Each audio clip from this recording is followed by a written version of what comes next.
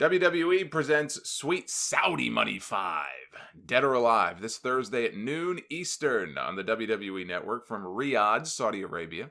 I will have live coverage on youtube.com/The Solomonster when the show ends. We have Mansoor has confirmed that he will be having a match on the show. He just doesn't know yet who it will be against. You know, they dust him off every few months for one of these shows. But let's do predictions here. Run down the rest of the card real quick. We have the first ever Tuake Trophy Gauntlet match. Tuake, I believe, is in reference from what I researched here. Because I was curious, what is this in reference to? Is it in reference to a person? Is it in reference to a place? I can't rely on WWE to bother to tell us. Tuake, I believe, is in reference to a long sort of cliff that runs through the region. And Riyadh is right in the middle of it. So I believe that's where the name comes from. Anyway, the gauntlet will feature AJ Styles back in action, R-Truth, Rusev, Rowan, Lashley, and Andrade back from his suspension. I think this comes down, I'm going to say this comes down. I've waffled between Styles and Truth or Styles and Rusev. I think it comes down to Styles and Rusev with AJ winning.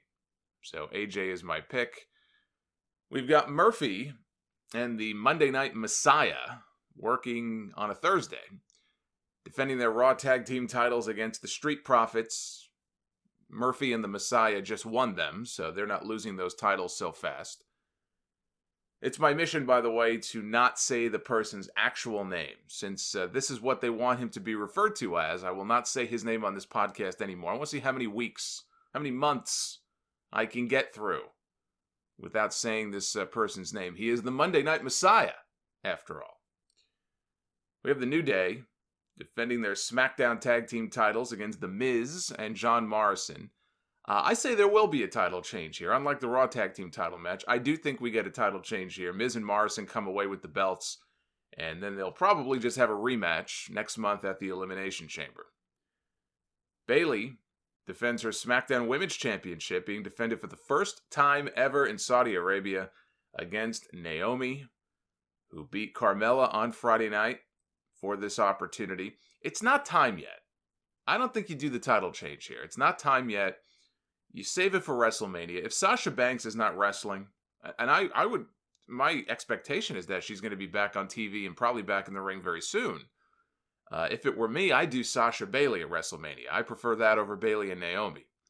But if you're not going to do Sasha and Bayley, then I would save the title change for WrestleMania and have Naomi win the championship there.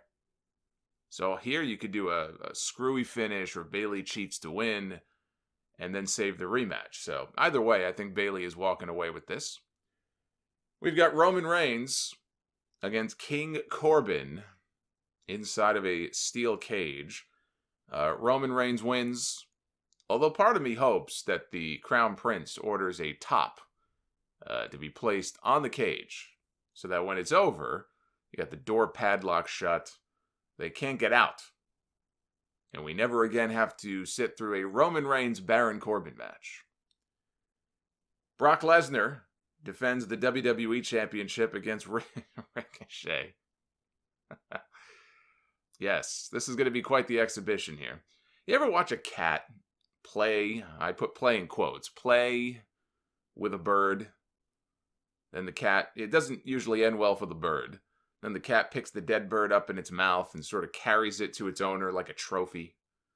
That's basically what I expect this to be. Lesnar throws him around. Ricochet, he's very fast, so he gets a little bit of offense in. Lesnar can't totally ground him. And then out of nowhere, F5, 1, 2, 3. Thanks for playing, Ricochet. That's pretty much, I just mapped out how the match is going to go. So, Brock Lesnar retains. And then we have Goldberg challenging The Fiend, Bray Wyatt, for the Universal Championship that he once held 3 years ago before losing it to Brock Lesnar. Now, there was a report on the Cage Side Seats website that claimed, we're not done with the stupid red light yet. And they claim that the Royal Rumble, if you remember the strap match at the Rumble, they kept the lights on for Bryan and The Fiend. And everyone rejoiced and said, finally, we have rid ourselves of the dumb red light. I thought the only reason maybe they were keeping the light around is it was going to be part of his character, so it's part of his power. They can't take the light away from him, just like you can't take the mask off, right? But then he wrestled without the light, so it's like, well, there's no reason for the light anymore. But according to Cage Side Seats, the light's coming back, possibly on this show. So we may not be done with the dumb red light that nobody likes. Nobody important, anyway. Nobody in WWE does. Seth Rollins crapped on it. I've heard one or two other wrestlers crap on it. Get rid of the stupid light. But on Smackdown, Goldberg came out. He was interrupted by Bray in one of his Funhouse segments. And Goldberg got introduced to all of Bray's puppet friends and said there's one more person who's dying to meet Goldberg. And Tony Khan turned the lights out, and when they came back on, The Fiend was standing in the ring behind Goldberg. Goldberg speared him, and he was getting ready for a second spear when the lights went out again, and when they came on, The Fiend was gone. So they basically gave us the entire match here, right? It's kind of what happened here. I don't expect the actual match to be much longer than this. But they had to make Goldberg look strong because I think he's losing on Thursday. I'm picking The Fiend to win. I think The Fiend has to win. I think he should win. I think he will win. And they've built this guy out for far too long here. We're this close to WrestleMania. You can't take the championship away from him now. So I think Bray will end up no-selling the spear or no-selling the jackhammer and puts down Goldberg to retain the title. And the shorter this match is kept, the better off it'll be. I don't expect the match to be any good. But the shorter it is, the better off it'll be.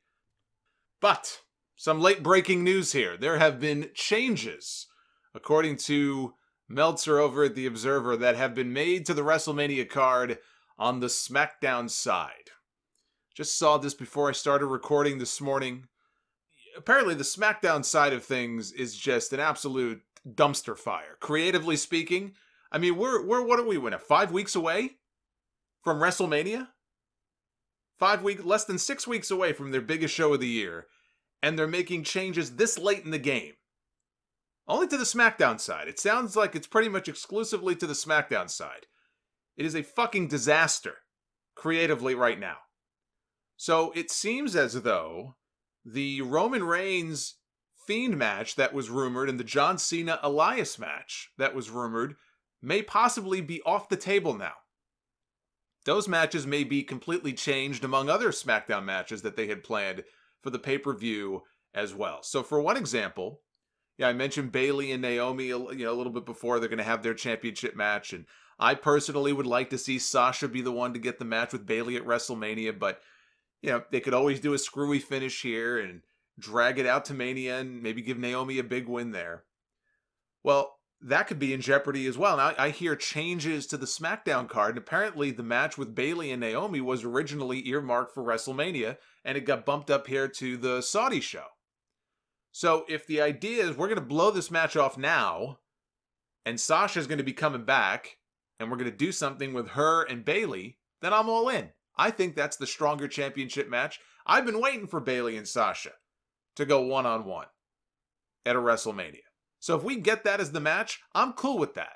What I'm curious now is if in fact Cena and Elias is off the table, and I hope it is, because Elias was over on TV this week, the crowd's into him and all that, I'll give him that. But I cannot buy into, as things stand, a John Cena-Elias match at WrestleMania. You only have John Cena for very select few opportunities. You've got to make the most of the matches that he's in. This could be the only match you have him for the rest of the year. He didn't wrestle a single pay-per-view match in all of 2019. You may not get very many more of them with him in 2020. Elias is not the person I would waste a John Cena match on at WrestleMania. That match didn't make sense from the moment that it was rumored a week or two ago. It sounded stupid. The R-Truth idea that I pitched really was more out of this notion that if they don't have anything serious for John Cena, then do something with him and R-Truth. We saw R-Truth doing John Cena spots again on TV on Monday night. Do that. But now plans apparently have changed. Cena's going to be back on TV this Friday night, so we're going to find out real quick what direction they're going in now with him at WrestleMania. But it sounds like it may not be him and Elias after all. Plans may have changed. But what I find intriguing is if plans have changed for Roman and The Fiend, if that was going to be the direction that they're going in, and if that's off the table, what does that mean? Does that mean Roman Reigns is not going to get a championship match at WrestleMania? Is that what that means? Does that mean that The Fiend might lose his title to Goldberg on Thursday in Saudi Arabia? How fucking stupid would that be? For as long as you've built up this Fiend character, he can't even make it to WrestleMania as the champion. Or might they do a championship match with John Cena, challenging for title number 17? And maybe the story going into it is, The Fiend, he has a WrestleMania loss. Bray Wyatt has a WrestleMania loss to John Cena that has gone unavenged. So he's out for revenge. He's looking to make up for that WrestleMania loss many years ago in New Orleans. On the flip side, you've got the obvious story about John Cena looking to break the record. Looking to break Ric Flair's record. Title number 17. And then that opens up Roman Reigns for a match against Goldberg. And you do Goldberg and Roman Reigns Battle of the Spears at WrestleMania? Would they really bring in Goldberg to lose back-to-back pay-per-view matches if he's not going to go over on The Fiend and win the title? He's going to lose to Bray and then lose to Roman? I mean, I guess if you pay him enough money, maybe he'll do whatever you want him to do, but, you're kind of killing the guy's value by doing that. Not that I would mind. Look, he should be putting other guys over. I just have a tough time seeing them doing that. But could that be the new direction? Are we in for Cena and The Fiend and maybe Roman and Goldberg at WrestleMania? Do you think that makes for a stronger WrestleMania card? I do think it does. It does. From a match, like a star quality perspective in terms of these matches, The Fiend, challenging for the championship, that's more in tune with what John Cena should be doing at WrestleMania. Roman and Goldberg is an interesting one because you've got these two guys who are popular, these two big ex-football players who use the same move, two baby faces who have never wrestled before. I could see there being intrigue for that match as well. But from what I'm hearing, this whole card is just, like I said before, one big dumpster fire. It's inexcusable that you could be this close to WrestleMania and still be blowing up plans and not know what the fuck you're doing. This shit should have been mapped out months ago. The Raw side seems to have their shit together. We know Brock Lesnar's going to wrestle Drew McIntyre. We know it's going to be Becky Lynch and Shayna Baszler. We already know that. We don't even need that Elimination Chamber match. Undertaker and AJ, that's the rumored match. Edge and Randy Orton seems obvious. So the Raw side seems to have their shit together. SmackDown, I can't say the same for. There is a noon Eastern start on the WWE Network for the show on Thursday. When it's over, again, head over to YouTube. Head over to the YouTube channel. I will be going live. And you got to wait until you see some of these slides that I had Steve put together for me. This is going to be fun. I figure it's probably a 3-hour show, right? These things are usually 3.5 hours. So I'm guessing we'll probably be going live, give or take, around 3:30 or so in the afternoon on Thursday. So hopefully you guys will join me wherever you may be. If you're at work, I'm sure you can, very discreetly log on to YouTube and pop in those AirPods and listen to the Sweet Saudi Money live stream. Hope to see you all there.